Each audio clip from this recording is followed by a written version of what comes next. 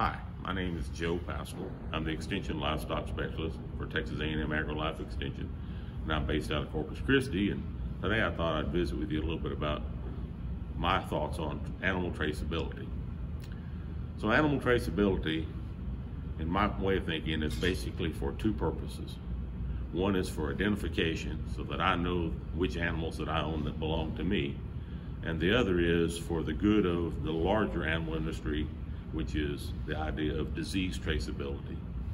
So I identify my own cattle. You can identify them with an ear tag or a firebrand being more permanent than an ear tag, but there's a number of different ways.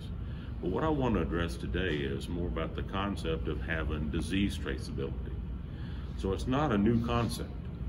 Animal disease traceability has been around for a very long time. And for those of us that have been in the livestock industry, we know that dairy cattle are uniquely identified. We know that sheep and goats are uniquely identified. If you are in the deer business, your deer, that your captive deer, your red deer and others are uniquely identified. We know that certain areas that have a disease issue, for example, in the Upper Peninsula in Michigan, for example, animals have to be identified up there if they have tuberculosis.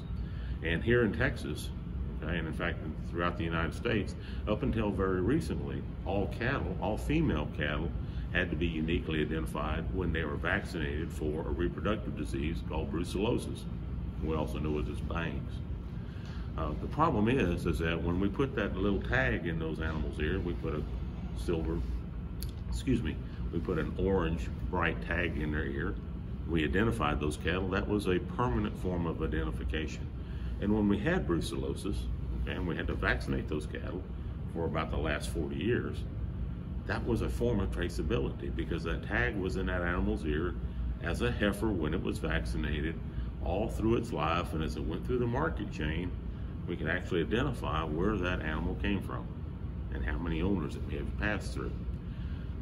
Right now, all of the United States is free of brucellosis. Texas has been free of brucellosis for several years, and producers, commercial producers and registered or purebred producers alike, are no longer vaccinating their cattle for brucellosis at the same level that they used to be.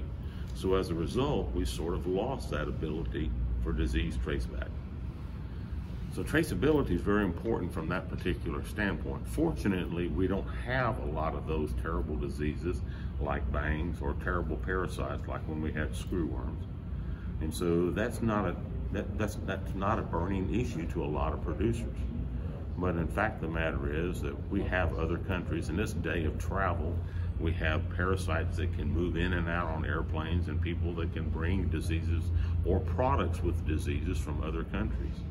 And it would just take a small regional outbreak in order to have a traceability issue relative to a foreign animal disease.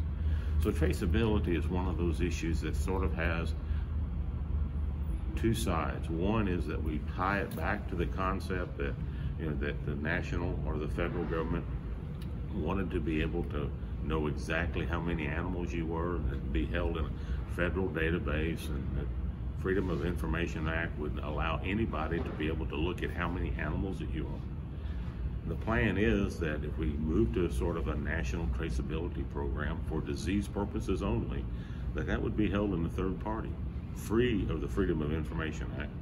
And that information would only be accessed if your animal was involved in one of these major, very highly contagious livestock diseases.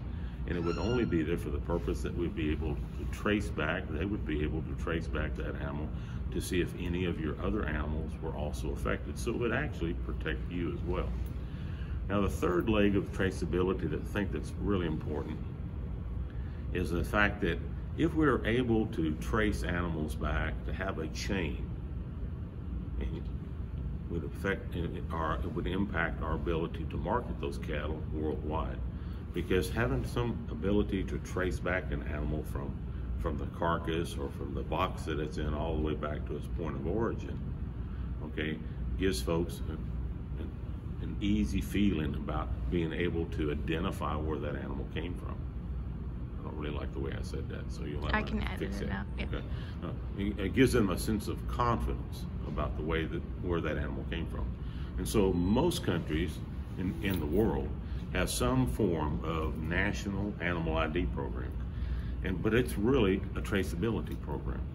It's a way to be able to, in terms of an animal health emergency. And so a lot of our customers that we buy products from, so we buy fresh ground beef from other countries, those animals actually have traceability. A lot of the countries that we would like to export product to, for example, China, they would like to have traceability. In fact, they demand traceability from us. So from the market side, there is a positive aspect of being able to have some sort of a traceability program. As beef cattle producers, as livestock producers in Texas and the United States, our biggest impact to us is going to be the fact that we'll have an animal identification for our particular livestock. It'll be held outside so that nobody else can access it, only in case of an animal disease outbreak by animal health professionals. And then it'll help expand our market potential to the world.